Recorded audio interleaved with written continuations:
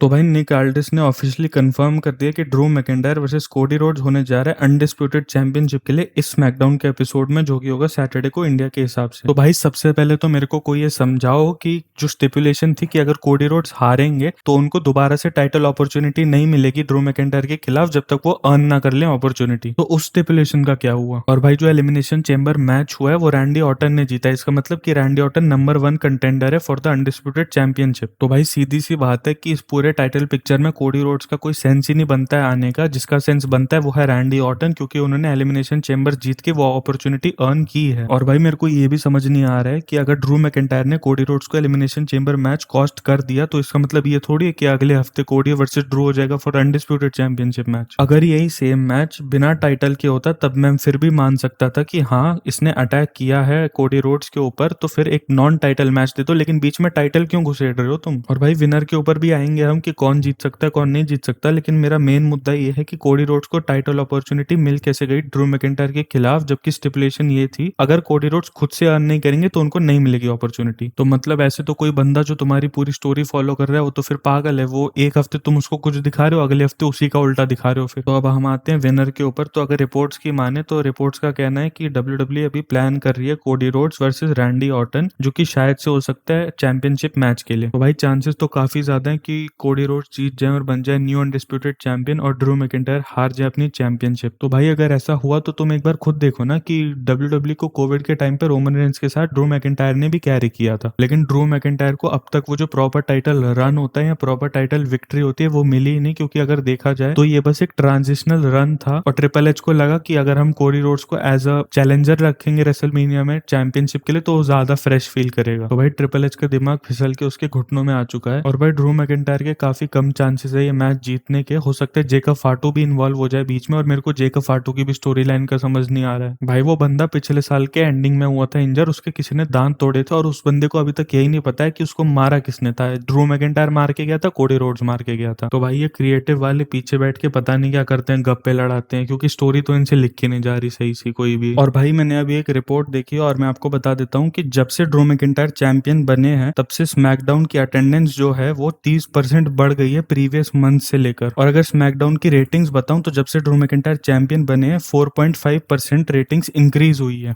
तो भाई अगर ड्रू मैकिंटायर के चैंपियन बनने से डब्ल्यूडब्ल्यूई को फायदा हो रहा है अटेंडेंस में भी रेटिंग्स में भी, तो कोई बेवकूफी होगा जो उससे चैंपियनशिप लेगा, और वो बेवकूफ है ट्रिपल एच। तो भाई अभी आप सब बोल रहे हो कि यार अभी तो कोडी चैंपियनशिप जीता भी नहीं है। तो भाई मैं आपको बता देता हूँ कि स्टिपुलेशन के अकॉर्डिंग सबसे पहली बात तो कोडी रोड्स का मैच होना ही नहीं चाहिए था ड्रू मैकिंटायर के साथ। और भाई आप सबको पता है कि ट्रिपल एच कोडी रोड्स को कैसे बुक करते हैं, मतलब कोडी रोड्स को हराना इम्पॉसिबल है। और आपको भी पता है कि ड्रू मैकिंटायर को 3 ट्राई लग गए थे कोडी रोड्स को हराने में। तो भाई इस वजह से कोडी रोड्स के चांसेस ऑटोमेटिकली हाई हो जाते हैं मैच जीतने के, क्योंकि ट्रिपल एच उसको बुक ऐसे ही करते हैं कि वो किसी से हारे ना। और अभी कुछ टाइम पहले वी वांट ड्रू ट्विटर पे ट्रेंड कर रहा था, इससे पता चलता है कि भाई लोग कितना बोर हो चुके हैं कोडी रोड्स से। भाई अगर तुम ऐसे ही किसी एक सुपरस्टार को हर 2 दिन में टाइटल मैच ऐसे ही बांटते रहोगे, वो भी फ्री में, जिसने अपॉर्चुनिटी अर्न भी नहीं की है, तो फिर तो फैंस बोर ही हो जाएंगे उस इंसान से। और भाई मेरे को तो ड्रू के लिए बुरा लग रहा है। आप खुद देखो बंदे ने कोविड के टाइम डब्ल्यूडब्ल्यूई को कैरी किया था, अभी भी 2024 में इतनी अच्छी फ्यूड दी थी सीएम पंक के साथ, लेकिन अभी उसको as a transitional champion use करा जा रहा है। तो भाई अब स्मैकडाउन में ही देखते हैं कि क्या होता है इस मैच में, और आपके क्या थॉट्स है मेरे को कमेंट करके जरूर बताना। जाने से पहले वीडियो को लाइक और चैनल को सब्सक्राइब जरूर कर देना। मैं मिलता हूँ आपसे अगली वीडियो में, तब तक के लिए बाय।